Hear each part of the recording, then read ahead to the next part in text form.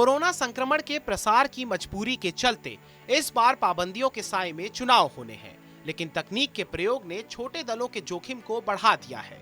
इसकी वजह है छोटे दलों के पास संसाधनों की कमी। यूपी में मजबूत क्षेत्रीय दल समाजवादी पार्टी भी इस मामले में खुद को कमतर बता रही है। बाकी छोटे दलों की हालत भी बहुत ठीक नहीं है। संक्रमण के समर में चुनावी महाकुंभ का आगाज हो गया है, लेकिन इस बार चुनाव बहुत बदला हुआ है। इस बार न रैली हो सकती है, न रथ यात्रा कोई निकाल सकता है। जनसंपर्क भी सीमित दायरे में अनुमति दी गई है। अब छोटी पार्टियों के लिए बहुत बड़ी मुश्किलें हैं, बहुत बड़ी चुनौती है, क्योंकि जहां डिजिटल मीडिया पर बड़ी पार्टियां अच्छा खासा बजट खर्च करती हैं, उनका नेटवर्क बहुत है, वहीं छोटी पार्टियों के लिए ये बड़ी चुनौती है कि सीमित संसाधनों के जरिए आम जनता पर तक डिजिटल पहुंच कैसे बनाएं। बीजेपी के साथ चुनावी लड़ाई लड़ रही निषाद पार्टी की कमान इंजीनियर डॉक्टर संजय निषाद के हाथ में है, लेकिन डिजिटल हथियार की मौजूदा धार के पैमाने पर देखें तो संजय निषाद ट्विटर पर सक्रिय हैं, लेकिन उन्हें केवल 2263 लोग ही फॉलो करते हैं। निषाद पार्टी के प्रदेश प्रभारी और संजय निषाद के बेटे सरवन निषाद के ट्विटर अकाउंट पर 3000 फॉलोवर्स हैं। फेसबुक पर फॉलोवर्स की संख्या 17000 है। पार्टी का अपना आधिकारिक ट्विटर अकाउंट भी है, लेकिन उस पर केवल 500 फॉलोवर्स हैं। फेसबुक पर ग्रुप जरूर है, जिसमें लगभग 3,27,000 लोग जुड़े हैं। सुभाषपा अध्यक्ष ओम प्रकाश राजभर के ट्विटर पर 80,000 और फेसबुक पर 1.5 लाख फॉलोवर्स हैं। उनके बेटे अरुण राजभर और अरविंद राजभर सहित उनकी पार्टी के फॉलोवर्स की संख्या ट्विटर पर 20,000 से कम है। राष्ट्रीय लोकदल के ट्विटर पर 42,000 और फेसबुक पर 2 लाख फॉलोवर्स हैं। आरएलडी के अध्यक्ष जयंत चौधरी के ट्विटर पर 1.5 लाख फॉलोवर्स और फेसबुक पर 4 लाख फॉलोवर्स हैं। पीएसपी नेता शिवपाल यादव के ट्विटर पर 7.5 लाख, फेसबुक पर 5 लाख फॉलोवर्स हैं। शिवपाल के बेटे और पार्टी के महासचिव आदित्य यादव के ट्विटर पर 82,000 और फेसबुक पर 97,000 फॉलोवर्स हैं। अपना दल की नेता अनुप्रिया पटेल के फेसबुक पर 6,80,000 और ट्विटर पर 1,37,000 फॉलोवर्स हैं। अपना दल पार्टी के 22,000 ट्विटर पर और फेसबुक पर 60,000 फॉलोवर्स हैं। अपना दल के कार्यकारी अध्यक्ष आशीष पटेल का ट्विटर पर आंकड़ा बहुत कम है, जबकि फेसबुक पर 34,000 फॉलोवर्स हैं। आम आदमी पार्टी उत्तर प्रदेश के ट्विटर पर 80,000 और फेसबुक पर 7.5 लाख फॉलोवर्स हैं। आम आदमी पार्टी के यूपी प्रभारी संजय सिंह के ट्विटर पर 1 मिलियन फॉलोवर्स हैं, तो फेसबुक पर यही आंकड़ा है। आपकी स्थिति बाकी पार्टियों से बेहतर नजर आती है, जिसका 2 साल से पार्टी ऑफिस में ही कॉल सेंटर चल रहा है। इसके अलावा पार्टी फेसबुक और व्हाट्सएप ग्रुप के जरिए बड़ी आबादी के संपर्क में है। सोशल मीडिया पर दस्तक के मामले में छोटी पार्टियां कमजोर हालात में हैं। यहां पार्टी की बजाय नेताओं के फॉलोवर्स की संख्या ठीक ठाक है, लेकिन क्षेत्रीय पार्टियों के मतदाताओं तक पहुंचने लायक संसाधन इन पार्टियों के पास नजर नहीं आते।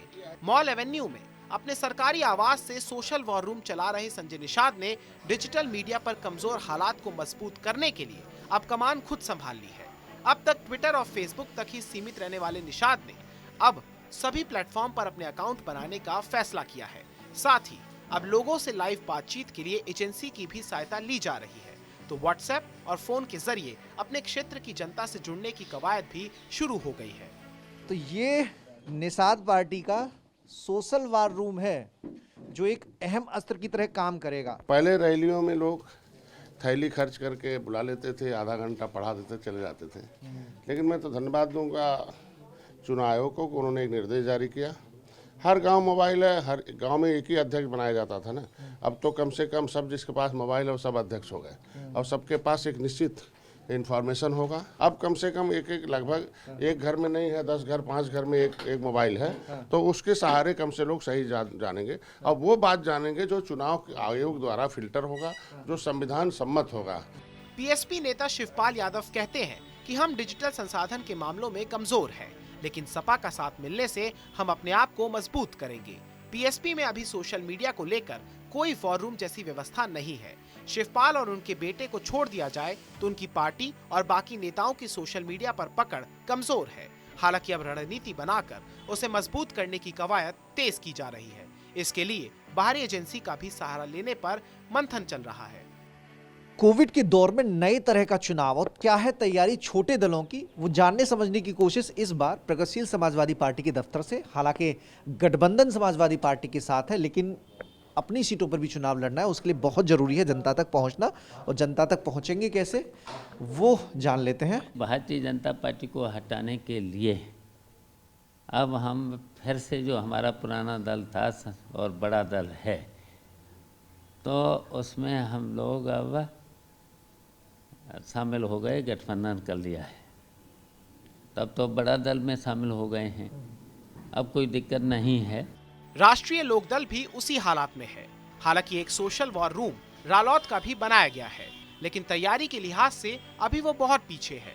रालौत के प्रवक्ता शिवनाथ का कहना है कि उनका मतदाता वर्ग किसान तबका है और सोशल रूप से वो स्ट्रांग भी नहीं है, इसलिए पहले से कभी इस हथियार को थामने की जरूरत नहीं पड़ी, लेकिन अब इस पर काम किया जा रहा है। लेकिन पारंपरिक जनसंपर्क पर रालौत का जोर ज्यादा है।